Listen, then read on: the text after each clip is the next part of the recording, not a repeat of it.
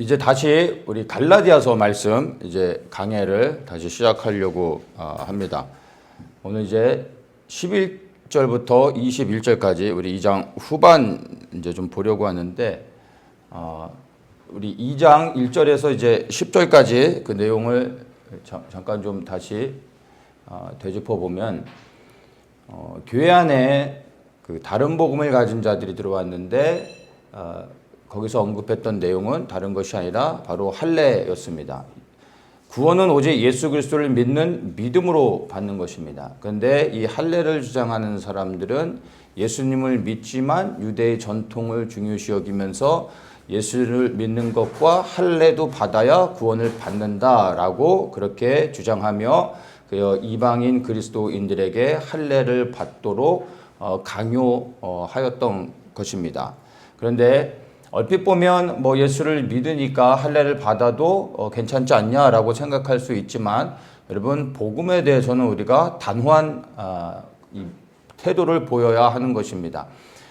예수 그리스도를 믿는다라는 것은요, 다른 것이 아니라 오직 예수 그리스도를 통하여 구원을 받는다라는 그것이 그 믿음의 고백이 되어야 합니다. 그래서 여기에는 그 어떤 다른 것들이 결코 추가되어져서는 안 됩니다. 그래서 예수 그리스도를 믿는 것 외에 다른 것이 추가되거나 아니면 또 빠져서는 절대 안 되는 것입니다. 그런데 유대주의자들은 믿는 것과 더불어 할례를 받는 것을 포함시키고 있는데, 이것이 바울이 말한 다른 복음입니다. 그래서 오늘날 교회 안에 사실 복음을 말하고 있지만 복음과 더하여 다른 것들을 추가시키는 일들이 너무나 많다라는 것을 우리가 보았습니다. 근데 이제 이 할례에 대한 문제뿐만이 아니라 이제 11절부터 우리가 볼 21절의 말씀을 보면은 이제는 먹는 음식에 대한 내용이 언급이 됩니다. 그리고 이것은 베드로의 잘못과 연결되어지는 부분이고,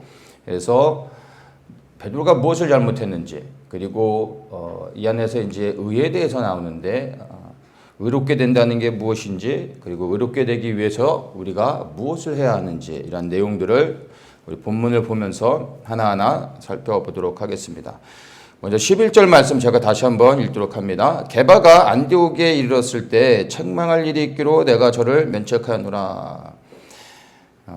바울이 베드로를 책망했다, 이렇게 이야기를 하면서 본문이 시작됩니다. 베드로가 큰 잘못을 했고 바울이 그것을 책망한다라고 얘기하고 있습니다. 13절에 보면 남은 유대인들도 저와 같이 외식함으로 바나바도 저희의 외식에 유혹되었느니라. 그래서 베드로의 잘못은 그가 외식했다라는 것이죠. 그래서 이 외식은 밖에 나가서 식사를 했다는 얘기가 아니라 베드로의 위선을 얘기하는 겁니다. 그래서 다른 성경에 보면은 베드로의 위선이라고 번역하고 있는데, 베드로가 어떤 것을 잘못했는지, 베드로가 잘못한 그 위선이 무엇인지를 이 본문의 내용을 통해서 보면은, 베드로가 교회 안에 이방인 그리스도인들과 함께 식사를 하다가 할례당이 찾아온 거죠. 그래서 그 할례당이라고 말하면 예수님을 믿는데 아까 말씀드린 것처럼 예수를 믿고 또한 반드시 할례를 받아야 된다라는 것을 강요하면서 이방인 그리스도인들에게 할례 받을 것을 계속해서 푸시하는 이러한 사람들에서 교회 안에 있는 유대주의자들이었던 겁니다. 이들이 찾아오게 되니까 베드로가 이방인 그리스도인들과 함께 식사를 하다가 그들이 두려워서 그 자리를 떠나 도망을 갔던 겁니다. 그리고 그러한 베드로의 모습을 보고 바나바도 여기에 미혹이 되어져서 그도 당황하면서 도망을 갔고, 그리고 그러한 지도자들의 모습을 보면서 많은 유대 그리스도인들이 똑같이 이방인 그리스도 형제들이 있는 곳에서 일어나 도망을 가는 일들이 일어났던 것입니다. 자, 이게 왜 심각한 문제이냐 하면은, 제가 예를 들어 보겠습니다. 제가 유대인이고 여러분은 이방인 그리스도인입니다. 교회 안에 수많은 사람들이 이방인 그리스도인들에게 예수를 믿을 뿐만 아니라 당신들도 할례를 받아야 우리가 환영해 줄 수 있습니다. 할례를 받지 않으면 당신들은 교회 안에 있을 수 없습니다. 구원을 받을 수 없습니다. 라고 말하고 있는데 제가 여러분들에게 그렇지 않습니다. 오직 예수 그리스도를 믿음으로 우리는 구원을 받았고 한 형제가 되어졌습니다. 제가 그렇게 말하고 여러분들과 함께 식사를 하고 있습니다. 그런데 유대주의자들이 지금 이 자리에 찾아오고 있는 거예요. 제가 갑자기 식사하다가 겁이 나서 도망을 가버립니다. 그리고 저를 따라서 교회의 여러 지도자들이 여러분들을 버리고 도망을 가는 겁니다. 그러면 여러분들의 심정은 어떻겠습니까? 같이 식사를 하다가 저는 여러분들에게 이방 그리스도인들 우리는 그리스도 안에서 하나가 되어졌습니다. 다른 것들을 바라보지 마십시오. 유대 전통 그런 것들에 대해서 여러분들 부담 갖지 마십시오. 그렇게 말해놓고 제가 여러분들 앞에서 도망을 가버리는 겁니다.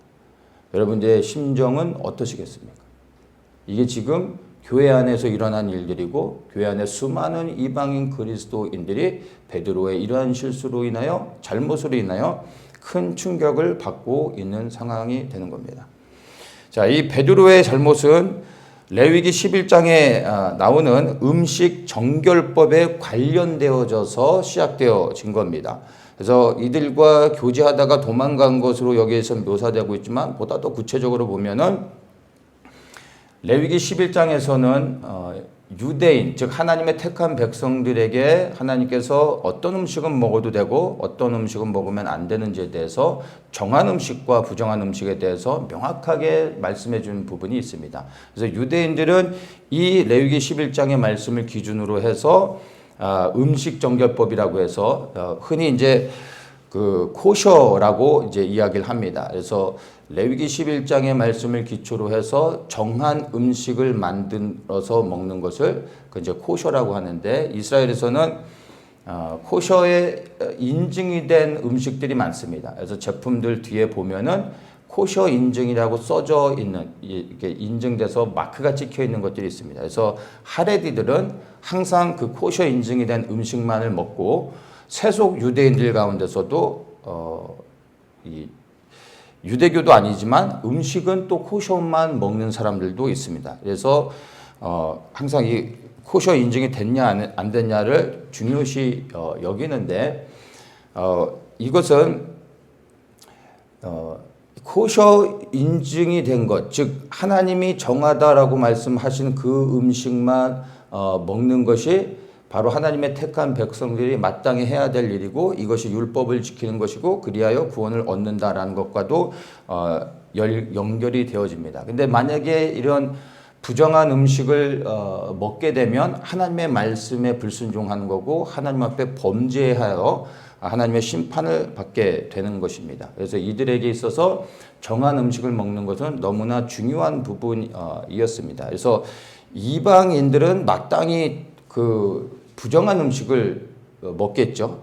근데 이방인들과 함께 식사를 하게 되면 반드시 부정한 음식을 먹게 되고 그리고 내가 부정하게 될 수밖에 없는 겁니다. 그것은 곧 이방인들과 식사한다라는 것은 결국엔 내가 부정하게 되는 것이고 그 하나님의 심판을 받게 되는 결과를 맞게 되는 겁니다. 그래서 이방인들과 교제하는 것 자체를 유대인들은 철저하게 금했던 겁니다. 근데 그 이유가 바로 이런 음식과 관련되어져서 시작되어졌다라고 생각을 하면 됩니다. 그래서 베드로가 이방인들과 식사를 하다가 도망간 이유는 그들과 같이 교제하는 자체가 금지되었다라기보다는 음식과 관련된 그러한 내용들이 본질이라는 것을 이해하면 될 것 같습니다. 그래서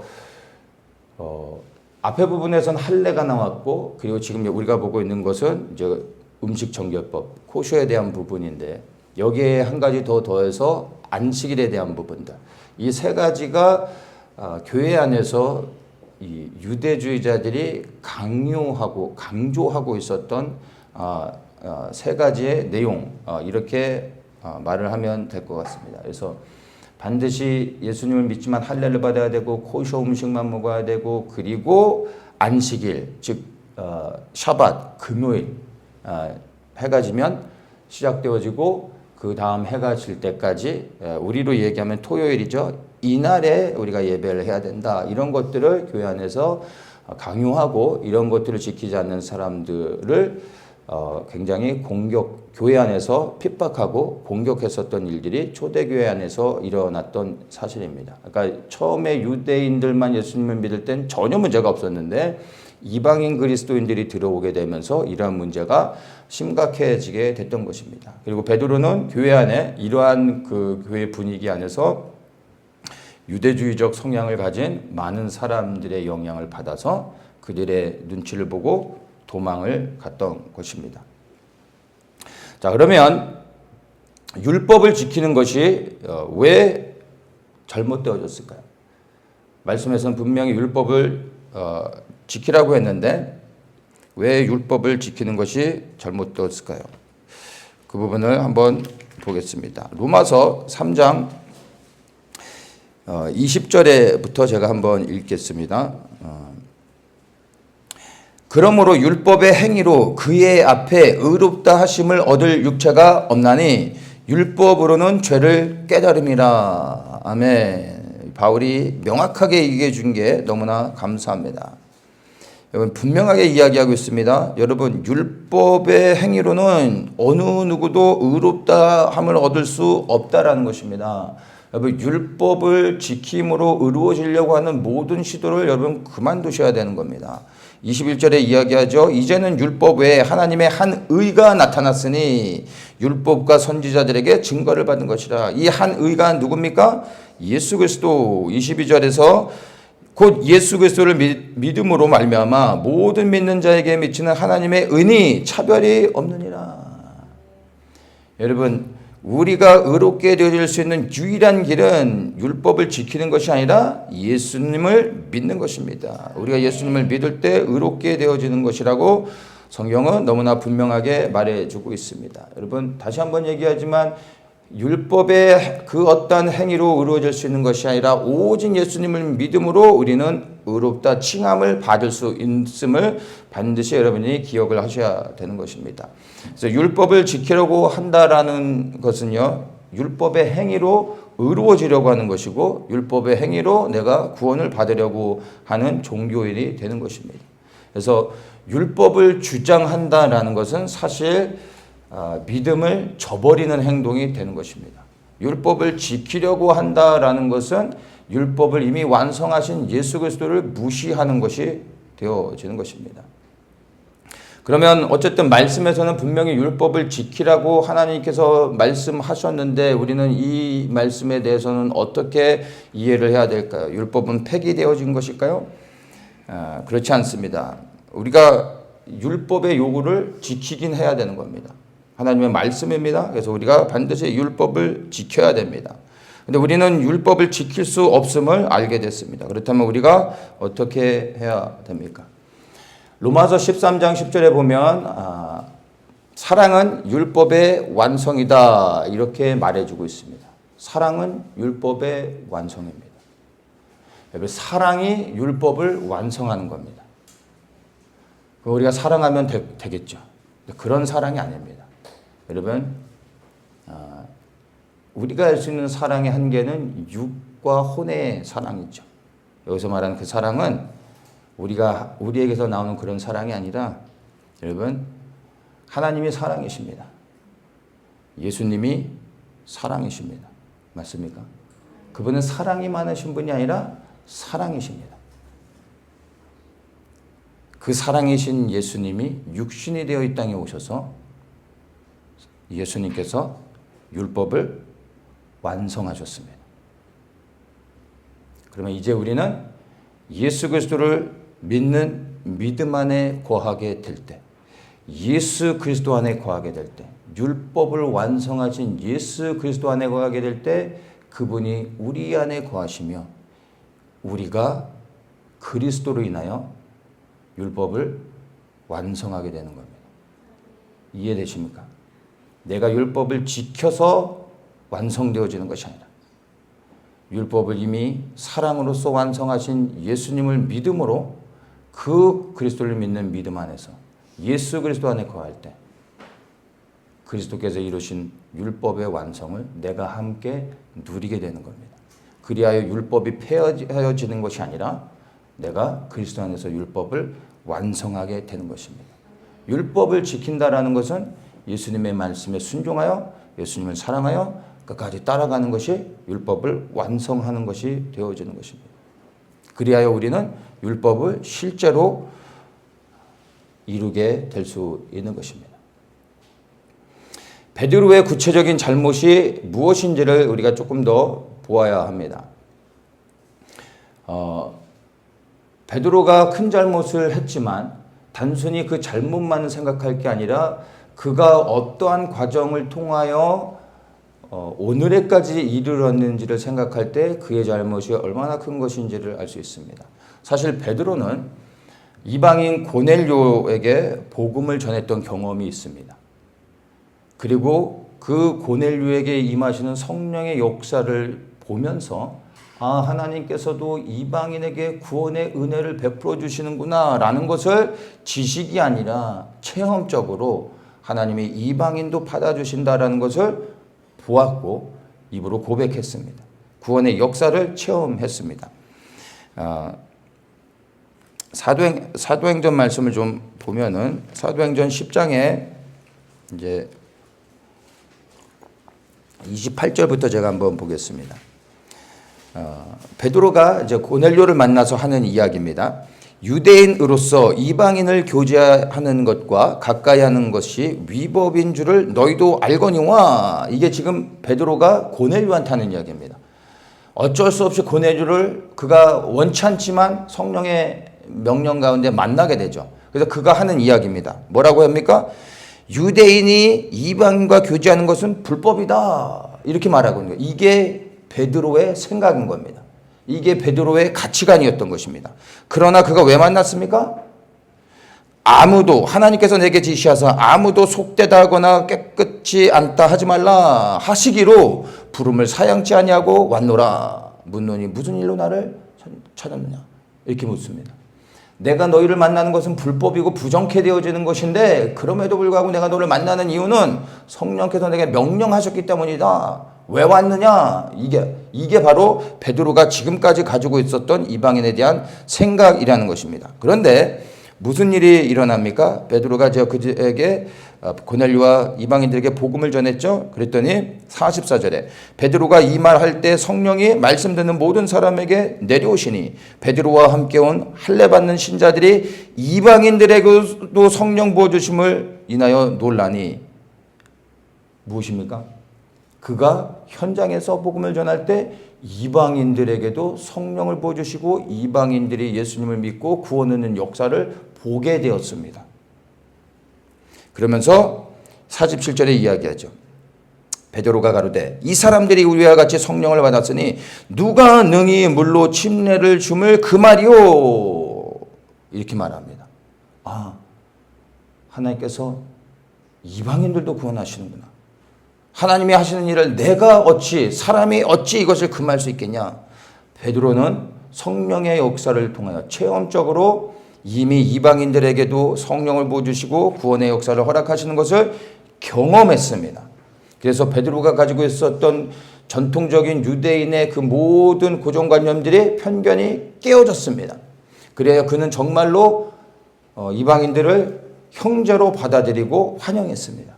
그랬었던 베드로가 지금 유대주의자들이 찾아올 때 그들을 버리고 도망갔다라는 겁니다. 이해되십니까? 이것이 베드로의 위선임을 바울이 지적했다는 것입니다. 베드로는 성령의 역사를 경험했음에도 불구하고 유대의 전통과 사람들을 의식해서 믿음을 버리고 떠난 것입니다. 이런 일들이 실제로 일어날 수 있습니다.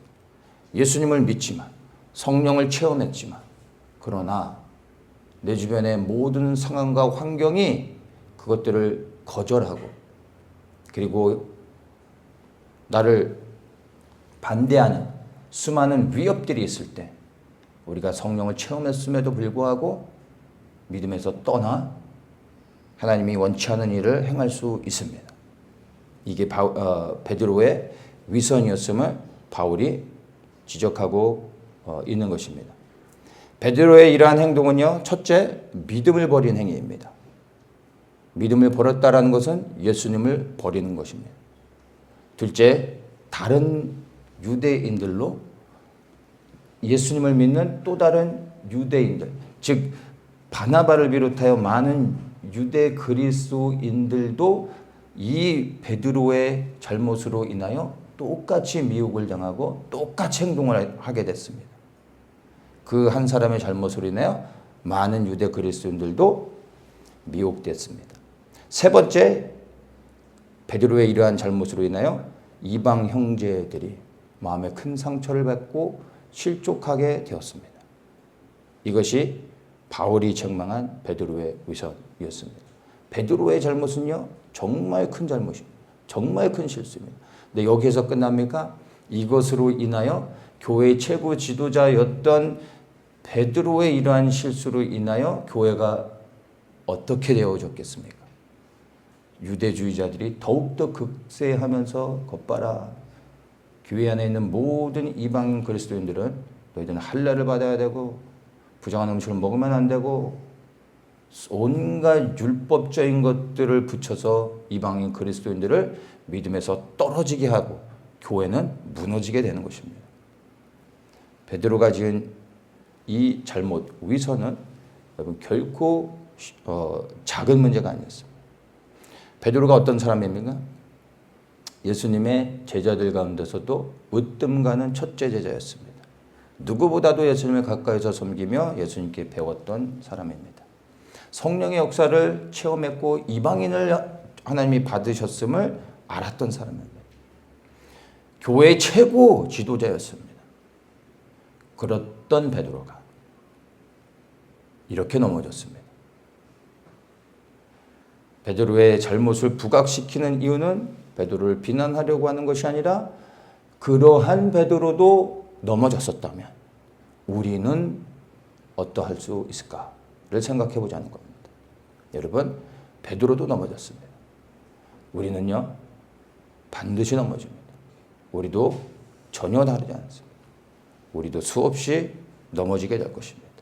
그리고 사실 그렇게 그러한 과정을 우리도 겪으면서 살고 있습니다. 그래서 우리에게도 베드로를 책망했던 바울과 같이 우리에게도 우리가 이렇게 실수할 때, 넘어질 때 우리를 책망해 줄 바울과 같은 사람이 있어야 한다는 것입니다. 그리고 이 바울과 같은 사람이 있을 뿐만 아니라 이 바울과 같은 사람이 우리를 책망할 때 또한 베드로와 같이 이 책망을 겸손히 받을 수 있는 사람이 되어야 할 것입니다. 우리에게 책망하는 바울을 보내주셨다 할지라도 그 책망을 듣기를 원치 않고 거부한다면 무슨 의미가 있겠습니까? 오늘 말씀을 우리가 조금 더 자세히 보면 14절에 그러므로 나는 저희가 복음의 진리를 따라 바로 행하지 아니함을 보고 모든 자 앞에서 게바에게 이르되, 모든 사람 앞에서 베드로를 책망했다는 것입니다. 이해되십니까? 모든 사람이 보는 앞에서 베드로를 책망했습니다. 이게 뭡니까? 쉽게 얘기하면은 공개적으로 책망을 했다는 겁니다. 이 상황이 이해가 됩니까? 감히 바울이 베드로를 공개적으로 책망했다. 교회 모든 사람들이 있는 가운데서 공개적으로 책망합니다. 누가 누구를요? 베드로가 바울을 책망하는 게 아니라 바울이 베드로. 베드로는 초대교회의 최고의 지도자입니다. 누구도 건드릴 수 없는 최고의 권위가 있는 지도자입니다. 거기에 비해 바울은 어떻습니까?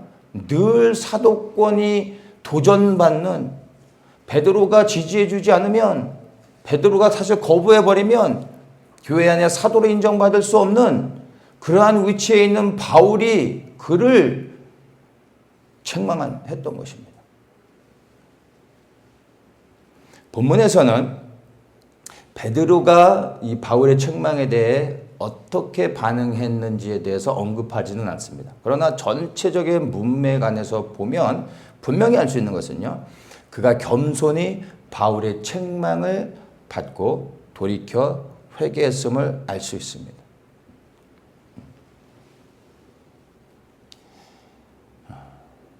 그리하여 갈라디아 교회 안에 있었던 이 교회의 위기를 잘 극복하고 교회가 다시 견고히 회복되어지고 또한 베드로도 회복되어져서 교회 안에 다시는 이러한 문제가 일어나지 않도록 할 수 있었다라는 것을 전체 이 갈라디아서뿐만 아니라 다른 서신서들의 내용을 전체적으로 볼 때 우리가 분명하게 알 수가 있는 것입니다.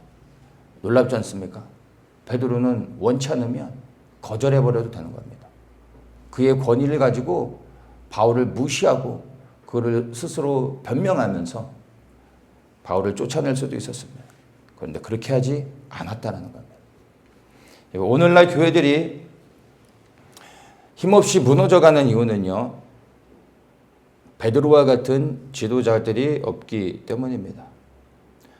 완벽한 지도자가 없다라는 얘기가 아니라 실수하고 넘어졌을 때 변명하지 않고 베드로와 같이 겸손히 책망을 받고 돌이켜 회개하고 변화하는 지도자가 없다라는 겁니다. 누구나가 실수는 할 수 있습니다. 넘어질 수는 있습니다. 그때 변명하지 않고 나의 잘못을 인정하고 회개하고 변화의 시간을 통하여 회복되어져 다시 서야 되는데 그러한 사람이 없다라는 것입니다. 근데 이게 목사만 해당되는 내용이겠습니까? 목사건 성도건 오늘날 책망을 받는 사람이 없습니다. 지적하고 드러내고 책망하고 가리키려고 하는 사람들은 넘쳐나지만 겸손히 책망을 받고 그리고 자신을 돌아보려고 하는 사람은 없다라는 겁니다. 오히려 책망을 받을 때 그것이 옳고 그름을 떠나서 자신을 변호하려고 하고 변명하고 다른 사람에게 책임을 돌리고 싸우고 그리고 화내고 받아들이지 않고 거부하려고 하죠. 이게 우리의 교회 안에 있는 저와 여러분의 문제인 것입니다. 정말 교회의 심각한 문제는 책망하는 자도 없고 책망을 받는 자도 없다는 것. 이게 오늘날 현대 교회의 가장 큰 문제가 아닌가 생각합니다. 오늘날 현대 교회 보면 너무나 많은 일들이 일어나고 있습니다. 그리고 세상에 믿지 않는 사람들에게까지도 그러한 부끄러운 소식들이 들려집니다. 이러한 상황 가운데 바울의 공개적인 책망은 사실 우리에게 시사하는 바가 너무나 큽니다. 한번 좀 생각해 보면 좋겠습니다. 여러분, 바울은 왜 베드로를 공개적으로 책망했을까요? 굳이 공개적으로 책망을 해야 했을까요? 조용히 찾아가 해결해도 되지 않았을까요? 그런데 그렇지 않습니다. 많은 사람들이 죄를 덮어주는 것을 은혜로 그리고 사랑으로 생각합니다. 근데 그렇지 않습니다. 반드시 여러분이 아셔야 됩니다. 누가 범죄했을 때 그것을 덮어주는 것이 사랑이 아닙니다. 오늘 교회가 힘없이 무너져가고 있는 이유는요. 공개적인 책망이 사라졌기 때문입니다. 공과 사를 여러분 반드시 구분해야 됩니다. 누가 개인적으로 잘못을 했으면 그 잘못에 대해서는 조용히 개인적으로 찾아가 그 책망하고 그리고 돌이키게 하면 됩니다. 그가 돌이켜 회개할 때 받아주면 됩니다. 다시 기회를 주고 사랑해 주면 됩니다. 그러나 공적인 잘못은 반드시 공개적으로 책망해야 됩니다. 이것이 공과 사를 구분하는 것입니다. 베드로가 지은 잘못은 사적인 잘못입니까? 공적인 잘못입니까? 이건 너무나 명확하게 그가 지은 잘못은요. 아주 심각한 죄일 뿐만 아니라 공적인 잘못입니다. 그래서 공개적으로 이 부분에 대해 책망하여 교회와 모든 성도들이 보는 앞에서 단순히 베드로의 잘못이 아니라 무엇이 위험하고 잘못된 것인지를 알려주고 거기에 대한 책망과 징계가 있어야 많은 성도들이 그것을 보고 저렇게 하면 안 되는구나. 내가 이와 같이 행동할 때 나도 저렇게 될 수 있겠구나 라는 것을 경각심을 가지고 스스로를 돌아보며 자신을 살피게 되는 것입니다. 그래서 반드시 공적인 잘못은 공개적으로 드러내놓고 책망하고 그리고 그것에 대하여 반드시 징계를 해야 하는 것입니다. 만약에 이 베드로의 잘못을 그냥 사적으로 찾아가 적당히 얘기하고 덮었다면 교회의 거의 대다수의 성도들은 이 상황을 그리고 이러한 문제를 어떻게 처리해야 될지 모르는 겁니다. 교회는 혼란하게 되겠죠. 목소리 큰 사람, 수가 많은 사람들이 이기는 겁니다. 그러면 이방인 그리스도인들이 어떻게 되겠습니까? 교회 안에서 엄청난 핍박과 공격을 받으면서 믿음에서 떠나 이제 다른 복음을 붙잡게 되고 결국에는 구원을 잃어버리고 교회는 복음을 잃어버리게 되는 겁니다. 심각한 문제가 발생하는 겁니다. 그러나 공개적인 책망을 했기 때문에 교회의 모든 성도들이 그것을 보고 무엇이 옳고 그른지를 깨달았고 그리하여 교회 안에 들어오는 다른 복음을 차단할 수 있었던 것입니다.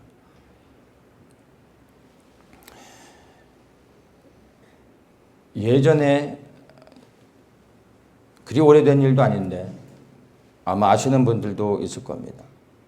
어느 대형교회 목사가 불륜을 저질렀습니다.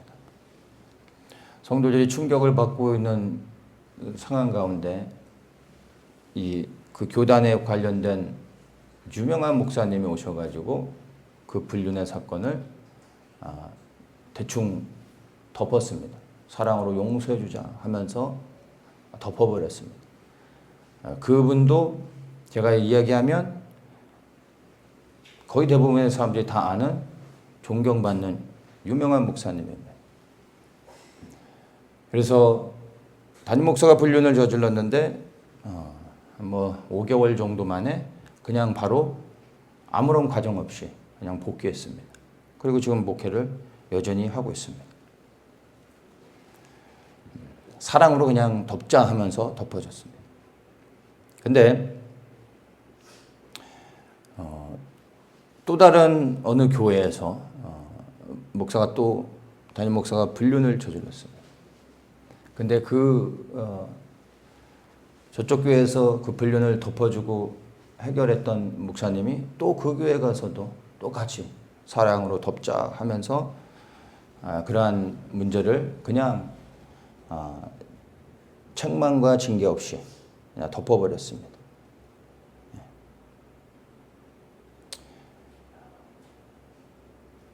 이러한 일들이 사실은 교회 안에 너무나 비일비재하고 있습니다. 목사가 불륜을 저지르면 교회는 그것을 덮기에 바쁩니다. 왜냐하면 이것을 드러내는 순간 교회는 더 혼란해지고 시끄러워지는 것도 싫고 이것으로 인해서 교회가 흔들리고 사람들이 떠나고 하는 것들이 두려워서 무조건 덮으려고 합니다. 교회도 덮으려고 하고 바깥에 사람들에게 알려져서 좋을 것도 없고 성도들이 알아도 더 많은 문제들이 일어나니까 어떻게든 그냥 덮으려고만 합니다. 이게 오늘날 교회 안에서 목사가 불륜을 저질렀을 때 일어나는 일반적인 현상입니다. 근데 저는 여러분들에게 분명히 얘기합니다. 여러분, 목사가 불륜을 저지르면 반드시 징계를 받아야 됩니다.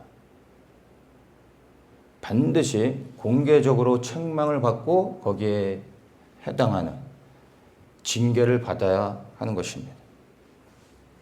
이 징계는 단순히 처벌이 아닙니다. 용서와 회복의 과정을 위하여 징계를 하는 것입니다. 잘못한 것에 대하여 반드시 책임을 져야 됩니다. 징계를 받아야 되는 겁니다. 그리고 그 징계의 과정을 통해서 회복되어지고 그리고 교회가 그 목사님을 다시 세우기 원하고 기다려주고 기회를 준다면 그때 다시 설 수 있는 겁니다. 근데 이러한 과정 없이 그냥 은혜와 사랑이라는 미명으로 덮어버리고, 그리고 교회에 시끄러워지는 거가 싫어서, 사람들이 떠나는 게 두려워서 아무런 책망 없이 징계 없이 덮고 가는 그것은 하나님이 기뻐하시는 것이 아닙니다. 오히려 하나님의 교회를 더럽히는 것입니다. 만약에 책망과 징계 없이 목사가 불륜을 저지르고서도 다시 강단에 서게 되면 여러분 반드시 하셔야 됩니다. 그 교회는 똑같은 영이 역사하게 됩니다. 아무런 징계와 책망도 받지 않았기 때문에 성도의 많은 사람들도 똑같이 그 영에 오픈되어지는 것이고 받아들이는 것이고, 혹 내가 죄를 졌다 할지라도 떠오르게 되는 겁니다. 우리 목사도 사랑으로 덮어주셨는데 주님께서 나를 사랑으로 덮어주시지 않겠어 하면서 자기를 합리화시키고 편안하게 죄를 지을 수 있도록 문을 열어주는 겁니다. 책망과 징계가 없으면 그 교회는 영적으로 똑같이 무너지게 되는 것입니다. 아주 심각해지는 겁니다. 악한 영에게 그냥 대문을 열어줘서 교회 안에 영적인 음란함들이 들어오게 되는 것입니다. 그래서 목사가 불륜을 저지르면 교회는 반드시 책망해야 됩니다. 세상의 조직은 대표가 불륜을 저질러도 그 조직이 나가는 데 있어서는 전혀 지장이 없을 수 있습니다. 왜냐하면 세상 조직은 목적이 다르거든요. 태생 자체가 다릅니다. 그러나 교회라는 공동체는 어떻습니까? 세상의 조직이 아니지 않습니까? 영적인 곳입니다. 하나님을 사랑하여 모인 사람들의 모임입니다. 그래서 이 불륜의 일은 가장 심각한 문제입니다. 이 불륜은 절대로 그냥 넘어가서는 안 되는 겁니다. 반드시 다뤄야 됩니다. 드러내야 되는 겁니다. 그리고 목사가 불륜을 저질렀을 때 목사의 회복보다 더 중요한 게 무엇이냐면 성도들의 회복입니다. 영적으로 믿고 따르던 담임 목사가 불륜을 저질렀을 때 그 성도들이 받는 충격은 얼마나 크겠습니까? 그 충격에서 회복되어져야 되는, 회복이 되기 위해 필요한 시간들이 있습니다. 이게 그냥 자연스럽게 되는 게 아니지 않습니까? 성도들이 받은 그 영적인 충격이 있는데 책망 없이 그냥 목사가 다시 섰을 때 성도들의 마음의 상태는 어떻겠습니까? 그 말씀을 다시 받을 수가 있겠습니까? 준비가 되어 있습니까? 아니죠. 성도들을 2번 죽이는 행동이 되는 겁니다. 그래서 교회에서 목사가 불륜을 저지르면 교회는 반드시 징계해야 됩니다. 반드시 징계해야 됩니다. 덮어줘서는 안 됩니다. 그리고 잘 들으십시오. 목사가 불륜을 저지르면 책망을 받고 징계도 받아야 되지만 동일하게 성도들이 잘못을 저지르면 거기에 동일하게 적용해야 됩니다. 개인적인 잘못을 하면 조용히 찾아가 그 잘못을 책망하고 돌이키게 하면 됩니다. 그러나 제가 말하고 싶은 건 공적인 일입니다. 공적으로 성도가 교회 안에서 잘못을 저질렀을 때 교회는 동일하게 공개적으로 드러내놓고 책망하고 거기에 맞는 징계를 반드시 해야 됩니다. 왜요? 그렇지 않으면 교회 안에 똑같은 일들이 영적으로 반복되어지게 됩니다. 이해되십니까?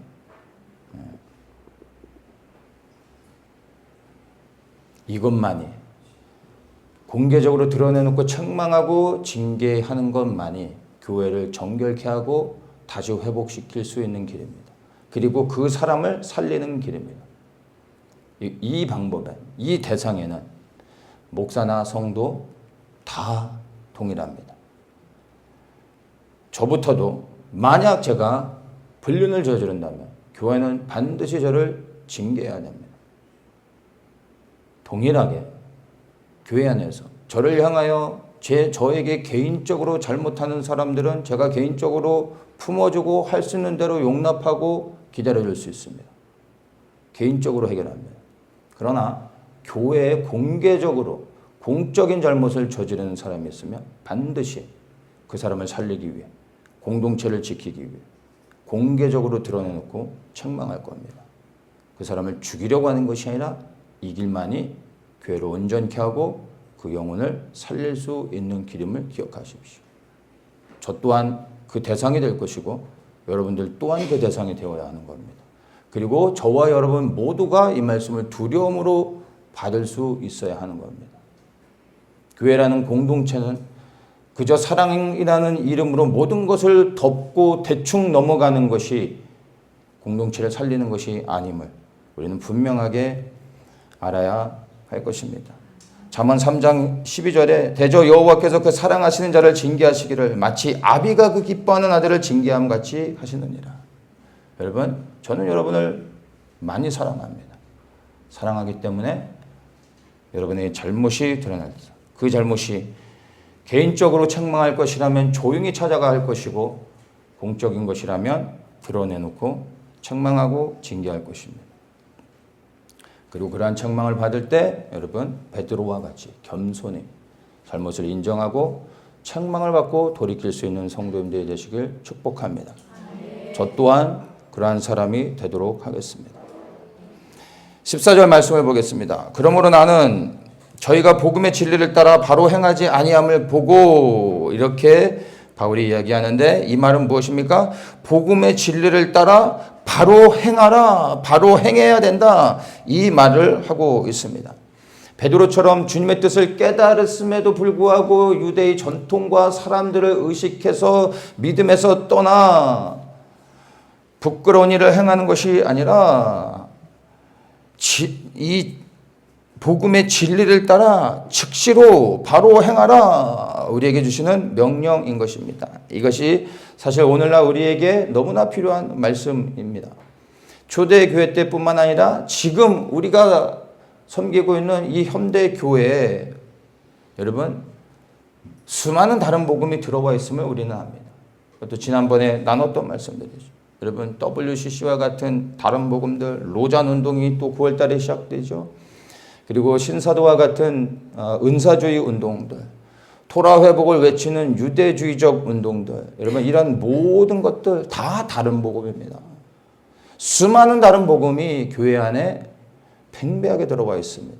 그리고 오늘날 교회를 흔들며 복음을 훼손시키고 있습니다. 우리는 이 말씀을 따라 오직 복음의 진리를 흔들림 없이 붙잡고 즉시로 행하며 복음을 지켜가야 하는 것입니다. 이것만이 교회가 거룩함을 지키며 살 수 있는 유일한 길입니다. 이제는 정말 때가 가까웠음을 우리는 알고 있습니다. 그날이 언제인지는 모르지만 하루하루 가까이 오고 있음을 우리가 정말 깨닫는다면 여러분 다른 복음을 전하는 교회에서 이제 나와 구별되어져서 이제는 정말 오직 예수 그리스도만을 소망하며 나아가야 할 것입니다. 우리는 이미 그렇게 나와서 구별된 공동체 아닙니까? 그렇다면 우리가 해야 될 것은 무엇입니까? 이제 복음의 진리를 따라 우리는 이 복음을 온전히 지켜가야 되는 겁니다. 지켜가기 위해서 끊임없이 우리가 끊어내야 될 것들을 끊어내고 그리고 드러내고 책망해야 될 것들을 책망하면서 우리의 안에 있는 그리스도의 거룩함, 정결을 반드시 지켜가야 되는 것입니다. 은혜와 사랑으로서 지켜가는 것이 아닙니다. 분별하며 책망할 것을 책망하고 징계하며 우리가 거짓된 그리고 다른 복음들을 우리가 분별하고 잘라내면서 우리의 믿음의 공동체를 지켜가야 할 것입니다. 15절에 보면 우리는 본래 유대인이요 이방죄인이 아니로되 이렇게 바울이 이야기합니다. 이 말씀을 보면 얼핏 보면은 유대인과 이방인을 구분하는데 이방인을 향하여 이방죄인 이렇게 말합니다. 우리는 유대인이다. 우리는 이방죄인이 아니다. 이 말이 뭐예요? 유대인은 의롭고 이방 사람들은 죄인이다. 이렇게 정의를 내리고 있는 겁니다. 그렇다면 정말 바울이 이러한 의도로 이야기했을까요? 이 말씀을 조금 더 살펴보면 이 16절과 연결해서 보면 이 15절에 바울이 얘기하는 우리는 이방주의인이 아니다라는 말에 담겨져 있는 깊은 의미를 알 수가 있습니다. 자, 16절에 보면 사람이 의롭게 되는 것은 하면서 시작하는데 이 16절에 그 헬라어 원어의 그 의미를 보면은 여기에는 이 16절 시작할 때 대라고 하는 헬라어 전치사가 있습니다. 한글 성경에서는 대부분 이것을 생략했는데 NASB에서는 이것을 포함시켜서 해석해주고 있는데 이 대라는 헬라어의 의미는 영어로는 nevertheless, 그럼에도 불구하고 이런 의미입니다. 그래서 이 15절과 16절을 제가 연결해서 한번 읽겠습니다. 우리는 본래 유대인이요 이방 죄인이 아니로되 그럼에도 불구하고 사람이 의롭게 되는 것은 율법의 행위에서 난 것이 아니요 오직 예수 그리스도를 믿음으로 말미암는 줄 아는 고로 우리도 그리스도 예수를 믿나니 이는 우리가 율법의 행위에서 아니고 그리스도를 믿음으로써 의롭다함을 얻으려 함이라. 율법의 행위로서는 의롭다함을 얻을 육체가 없느니라. 이렇게 연결되는 겁니다. 이해되십니까?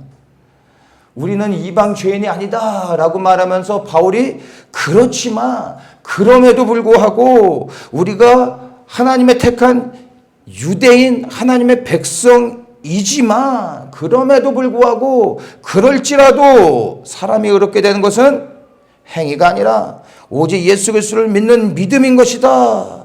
그래서 우리도 예수님을 믿는다. 율법의 행위로는 의롭다함을 얻을 수 없다라고 말하고 있는 것입니다. 그러면 여기서 사도 바울이 이야기하는 우리는 이방주의인이 아니다라는 말에 담겨져 있는 의미가 무엇이겠습니까? 우리가 하나님의 택한 유대인이라 할지라도 우리도 예수님을 믿지 않으면 이방인들과 같이 죄인이다 이 말을 하는 겁니다. 이 말은 머리가 좋지 않으면 이해를 못합니다. 이걸 묵상을 하셔야 되는 겁니다. 그래서 바울이 이방인들을 비하하면서 얘기하는 것이 아니라 사실은 유대인들에게 돌려서 우리가 예수님을 믿지 않으면 이와 같이 이방인들과 같이 우리 또한 죄인이다라는 것을 말하고 있다는 것입니다. 여러분, 모세의 율법과 할례, 코셔 음식이 우리를 의롭게 하는 것이 아니라 오직 예수 그리스도를 믿는 믿음은 우리를 의롭게 하는 것임을 반드시 기억하십시오. 무엇을 지키려고 하기보다 우리는 예수 그리스도를 더욱더 붙잡아야 할 것입니다. 여기서 의가 나오고 계속해서 의에 대해서 이야기합니다. 사람이 의롭게 되는 것, 예수를 믿는 것이라고 이제 말을 하고 있는데 많은 사람들이 이 의에 대해서 착각을 합니다. 우리가 의로워져야 됩니다. 의인이 되어야 합니다. 그렇죠? 그래야 우리가 주님 앞에 설 수 있습니다. 그런데 여러분 이 의에 대해 여러분이 분명하게 이해하셔야 됩니다. 여러분 이 의라는 것은 인간의 영역이 아닙니다. 사실은. 우리가 노력하고 헌신하고 열심을 내어서 도달할 수 있는 영역이 아닙니다. 인간의 영역이 아니라 이 의는 하나님께 속한 하나님의 영역입니다. 인간의 행위로 인간 안에서 그 어떠한 의도 나올 수 없습니다. 오직 하나님만 의로우십니다. 여러분이 이것을 반드시 이해하셔야 됩니다. 그래서 우리의 열심과 노력에도 불구하고 우리는 결코 의에 도달할 수 없는 이유는 의는 우리와 상관이 없는, 우리 안에서 절대 찾을 수 없는, 우리가 만들어낼 수 있는 것이 아니라는 것입니다. 그렇다면 우리가 어떻게 의롭게 되어질 수 있습니까? 의인이 되어야 주님 앞에 설 수 있는데 이 하나님의 의를 어떻게 우리가 받을 수 있습니까? 성경에서 말하고 있죠. 우리가 예수 그리스도를 믿음으로 의롭게 되어진다라고 말하고 있습니다. 예수 그리스도를 믿는 것만이 우리가 의롭게 되어질 수 있는 유일한 길인데 이것조차 성경에서 뭐라고 얘기하냐면 우리가 예수님을 믿는 것이 의라고 말하고 하고 있는데 예수님을 믿을 때 의로워진다라고 말하는 게 아닙니다. 예수님을 믿을 때 우리를 의롭다 칭하여 주신다라고 말하는 겁니다. 그래서 이것을 신학적으로는 칭의라고 말합니다.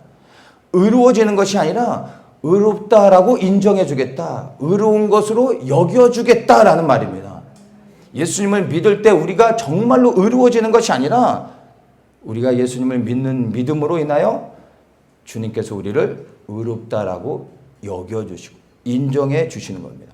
진짜 의로워지는 게 아님을 아셔야 하는 것입니다. 그렇다면 우리는 의롭다 인정만 받고 정말 의로워질 수는 없는 것입니까? 언제 의로워질 수 있을까요? 그것은 우리가 부활의 몸을 입고 예수 그리스도 앞에 서게 될 때, 그땐 진정으로 의로운 자, 의인이 되어지는 겁니다. 그리고 그 의의 몸을 입고 그리스도와 함께 하나님 앞에 나아가 새하늘과 새 땅에서 하나님을 영원토록 의인으로서 섬기게 되어지는 겁니다. 이해되십니까? 우리가 예수 그리스도를 믿어 의롭다 칭함을 받았지만 지금 우리의 이 육의 상태는 무엇입니까? 타락하여 본성적으로 하나님을 거부하고 하나님을 대적하는 이 육신을 가지고 있기 때문에 우리의 영은 거듭났지만 우리의 육은 이미 회복될 수 없는 타락한 상태입니다. 그래서 예수님이 오셔서 우리에게 부활의 몸을 주실 때 비로소 이 타락한 몸을 버리고 새 몸을 입어 타락하지 않는, 더 이상 범죄하지 않는, 하나님이 의롭다고 말씀해 주실 수 있는 진짜 더 이상 범죄하지 않는 온전한 몸을 입고 영과 혼과 육에 완전히 새로워짐을 통하여 하나님의 나라, 새하늘과 새 땅에 들어가게 되는 것입니다. 그래서 정말 이것을 깨닫고 그리고 주님 앞에 완전히 의로워지기를 소망하는 사람들은 그리스도의 재림을 소망하는 겁니다. 왜냐하면 주님이 오셔야지만 우리가 부활의 몸을 입을 수 있고 더 이상 죄와 싸우지 않고 타락한 육신과 싸우지 않아도 되고 우리 안에서 온전한 의의 몸을 입고 하나님을 섬길 수 있게 되어지는 것입니다. 기억하십시오. 우리 안에 그 어떠한 의도 없고 혹 주님께서 우리가 믿음으로 의롭다 칭하여 주시지만 우리가 의로워진 것이 아니라 임시적으로 잠시 의인으로서 인정해주고 계시다라는 것뿐만입니다. 그래서 우리는 끊임없이 이 땅에서 육신을 입고 있는 동안에 날마다 그리스도께 순종하며 이 의롭다 하심을 얻기 위하여 부단히 우리의 믿음을 지켜가는 것이 너무나 중요한 것입니다. 우리는 의롭다 칭함을 받았지만 의인이 아니기에 다시 죄를 지을 수밖에 없음을 17절에서 말해줍니다. 만일 우리가 그리스도 안에서 의롭게 되려 하다가 죄인으로 나타나면 그리스도께서 죄를 짓게 하는 자냐?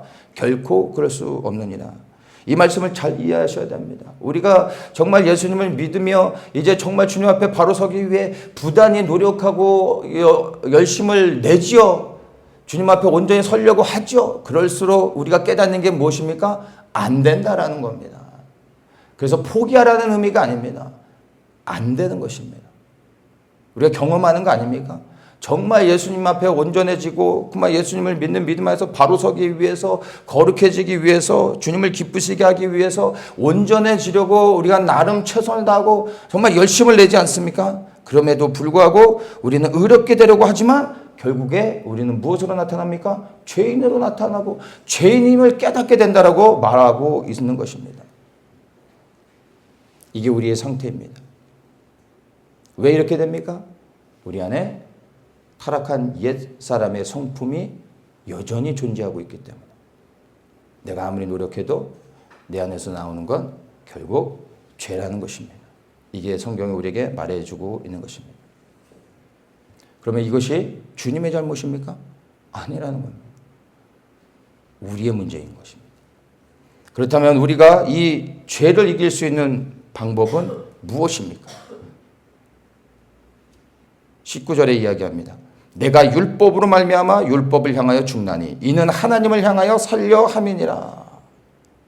율법을 향하여 죽노라. 그때 내가 하나님을 향하여 살게 된다. 이 말씀이 너무나 중요한 겁니다.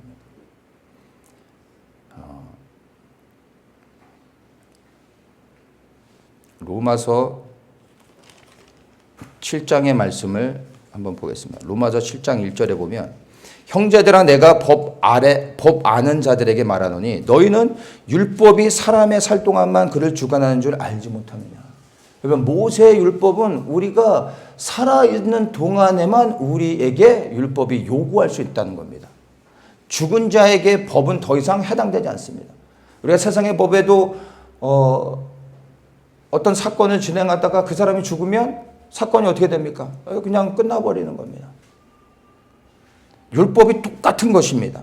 4절에 이야기합니다. 그러므로 내 형제들아 너희도 그리스도의 몸으로 말미암아 율법에 대하여 죽임을 당하였으니 이는 다른 이 곧 죽은 자 가운데서 살아나신 이에게 가서 우리로 하나님을 위하여 열매를 맺게 하려 함이니라. 여러분, 율법에 대하여 우리가 이 율법의 요구에 대해서 우리가 온전히 자유해질 수 있는 유일한 길은 율법을 지키는 것이 아니라 율법에 대하여 죽는 겁니다. 이해되십니까? 율법의 저주가 뭡니까? 율법은 하나님의 명령입니다. 그리고 율법은 하나님의 말씀이었기 때문에 반드시 말씀대로 이루어져야 됩니다. 그래서 율법의 저주는 죄에 대하여 심판하는 겁니다. 맞습니까? 그리하여 예수님께서 이 율법의 요구를 이루기 위해 율법의 저주를 받기 위해 예수님이 이 땅에 오셔서 죽으신 겁니다. 하나님의 말씀이기 때문에 이 말씀은 변개할 수 없어서 하나님이 육신이 되어 이 땅에 오셔서 율법의 요구, 율법의 저주를 받아 죽으신 겁니다. 그리하여 우리도 죄된 육신을 입고 있기 때문에 구원받았지만 우리 또한 그리스도와 함께 죽어야 율법이 더 이상 우리에게 요구하지 않는다는 겁니다. 오늘날 교회 안에 수많은 사람들의 심각한 문제가 뭔지 아십니까? 예수님이 나를 위해 죽으셨음을 압니다. 감사합니다. 주님께 감사합니다. 주님 나를 위해 죽으셔서 너무나 감사합니다. 그리고 자기가 삽니다. 이게 오늘날 교회 안에 있는 사람들의 문제입니다. 그리고 변하지 않는 나를 보면서 나는 왜 이렇게 변하지 않지? 나는 왜 그리스도의 성품을 담지 않지? 고민합니다. 그나마 고민하는 사람은 그나마 성숙한 사람이죠. 여러분, 그리스도께서 나를 위해 죽으셨음으로 끝나면 안 됩니다. 우리도 그리스도와 함께 죽어야 율법의 요구에서 우리도 진정으로 자유해질 수 있는 것입니다. 사도 바울이 나는 날마다 죽노라 했던 이 고백이 여러분 그냥 입에서 나온 의미 없는 고백이 아닙니다. 왜 사도 바울이 날마다 죽었습니까? 첫째, 율법에서 그도 자유해야 되겠다. 이 율법의 요구에서 온전히 자유할 수 있는 유일한 길은 내가 죽는 것입니다. 그리고 두 번째, 내가 죽고 그리스도가 사시게 하기 위한 것입니다. 내가 죽어야지만 그리스도가 내 안에서 사시는 겁니다. 내가 죽지 않으면 그리스도께서 내 안에 사실 수가 없습니다. 예수를 믿는 믿음 안에서 주님이 나를 위해 십자가에서 죽으셨음을 감사하고 그것을 믿고 주님 앞에 영광을 돌렸을 때 우리에게 나타나는 일은 무엇입니까? 죄사함의 은혜인 것입니다. 그러나 그것으로 우리가 죄를 이길 수 있습니까? 그리스도의 보혈의 피로 죄사함을 받을 수 있지만 우리가 죄를 이길 수 있습니까? 아니요. 어떻게 이길 수 있습니까? 싸워서? 아니요. 내가 그리스도와 함께 죽어야 그리스도가 내 안에 사셔서 비로소 죄를 이기는 거룩한 삶을 살 수 있는 것입니다. 죄사함으로 끝나는 것이 아니라 우리는 죄를 넘어 그리스도를 영광스럽게 하며 주님을 섬겨야 되지 않습니까? 근데 이것은 우리가 할 수 있는 게 아니라는 겁니다. 내가 주체가 되어 내가 하는 것이 아니라 내가 죽어야지만 그리스도가 내 안에 사셔서 그분의 일을 행하시는 겁니다. 그래서 여러분 죄사함의 은혜에서 멈춰서는 안 되는 겁니다. 우리도 그리스도와 함께 죽어야 그리스도가 내 안에서 사셔서 그분의 일을 행하시는 겁니다. 날마다 죽으십니까? 죽지도 않는데 끊임없이 살아나는 나를 보지 않습니까? 자기 부인에 대해서 다 알고 내가 십자가에 죽어야 된다는 것도 다 압니다. 근데 하지 않죠. 왜냐하면 이게 제일 힘든 겁니다. 십자가는 붙잡고 십자가는 믿지만 그 십자가에 내가 올라갈 생각은 하지 않는 것들이 오늘날 우리의 문제 아닙니까? 저 사람이 자기가 죽어야 되는데 저 사람이 십자가에 올라가야 되는데 잘 알아요. 누가 십자가에 올라가야 되는지. 자기는 올라갈 생각은 안 한다. 이게 우리의 문제라는 겁니다. 그래서 이 갈라디아서 2장 20절에 이 놀라운 말씀이 이제 왜 여기서 이렇게 지금 나오는지 이제 우리가 깨달을 수 있는 겁니다. 우리 이 갈라디아서 2장 20절 말씀 우리 한 목소리로 한번 같이 읽겠습니다. 내가 그리스도와 함께 십자가에 못 박혔나니 그런즉 이제는 내가 산 것이 아니요 오직 내 안에 그리스도께서 사신 것이라. 이제 내가 육체 가운데 사는 것은 나를 사랑하사 나를 위하여 자기 몸을 버리신 하나님의 아들을 믿는 믿음 안에서 사는 것이라. 아멘. 여러분, 이 갈라디아서 2장 20절의 말씀은 우리가 너무나 잘 아는 모든 그리스도인들이 알고 묵상하는 말씀입니다. 왜 바울이 지금 이 고백을 하고 있는지 이제 이해가 되십니까? 왜 내가 그리스도와 함께 십자가에 못 박혀야 되는지 아십니까? 그래야 주님이 내 안에 사시는 겁니다. 예수님이 십자가에 죽으신 것과 그분이 내 안에 사시는 것은 전혀 별개의 일인 것입니다. 그분이 내 안에 사시기 위해 내가 죽어야 하는 것입니다. 로마서 6장 5절에 보면 만일 우리가 그의 죽으심을 본받아 연합한 자가 되었으면 또한 그의 부활을 본받아 연합한 자가 되리라. 여러분, 그리스도와 부활에 연합하고 싶습니까? 예수 그리스도 안에 있는 부활의 생명을 얻기 원하십니까? 그러면 먼저 죽으심에 연합해야 된다는 겁니다. 그리스도의 죽으심에 연합하지 않고 어떻게 부활의 생명에 연합하시려고 합니까? 죽어지지도 않았으면서 어떻게 부활의 생명 안에 있는 영생을 얻으려고 하십니까? 죽어야 됩니다. 로마서 6장 6절에 말합니다. 우리가 알거니와 우리 옛사람이 예수와 함께 십자가에 못 박힌 것은 죄의 몸이 멸하여 다시는 우리가 죄에게 종노릇하지 아니하려 함이니. 왜 예수님을 믿고 죄사함을 받았고 그리고 구원을 얻었음에도 불구하고 죄의 종노릇하고 있는지 아십니까? 죽지 않았기 때문에. 십자가에 예수님만 올라가셨고 나는 밑에서 바라보고 살고 있기 때문에 끊임없이 죄의 종노릇하는 것입니다. 죄에 대하여 정말 자유하기 위해선 여러분 다른 방법은 없습니다. 그리스도와 함께 믿음으로 그 십자가에 같이 올라가 죽는 겁니다. 올라가십시오. 멋있게 죽으십시오. 그리고 제발 사지 마시고 예수님이 사시게 하십시오. 우리가 살면 안 됩니다. 주님이 다시 사셔야 됩니다. 그때 예수님이 내 안에서 그분의 생명을 가지고 내 안에서 그분의 삶을 사시는 겁니다. 우리는 그냥 껍데기로서 순종하여 통로만 되는 것입니다. 내가 거룩해지는 것이 아니라 내 안에 계신 거룩하신 주님께서 내 삶을 인도하실 때 우리는 순종함으로 나아가고 그리스도 안에 있는 영생을 얻게 되는 것입니다. 말씀을 마치겠습니다. 여러분, 예수님을 믿는 믿음 안에 산다는 것, 그리고 내 안에 그리스도가 사시게 하는 것, 의롭게 되어지는 것, 율법을 성취하는 것, 이 모든 것들의 시작이 사실 그리스도와 함께 십자가에서 죽을 때 시작되어지는 일들입니다. 제발 죽으십시오. 그리스도와 함께 죽으십시오. 그리하여 그리스도가 내 안에 사시게 하십시오. 죄를 이기고 하나님의 뜻을 행하며 주님을 기쁘시게 하고 우리 인생의 끝자락에서 영생을 얻게 될 것입니다. 기도하겠습니다. 주님,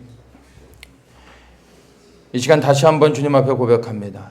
예수 그리스도께서 나를 위하여 십자가에 죽으셨던 그 은혜를 생각하며 감사하였지만 내가 그 십자가에 함께 올라가 죽어야 됨을 깨닫지 못하는 삶을 살았습니다. 이 시간 믿음으로 예수님이 올라가셨던 그 십자가에 나도 올라갑니다. 그리스도와 함께 죽음으로 예수 그리스도의 죽으심에 연합됩니다. 나는 죽고 이제 내 안에서 그리스도가 부활의 생명으로 사시옵소서. 그리고 내 안에서 주님의 뜻을 행하시옵소서. 우리는 순종함으로 주의 뜻을 이루겠습니다. 예수 그리스도 안에 있는 부활의 생명을 우리에게 허락하여 주시옵소서. 감사하며 예수님의 이름으로 기도합니다.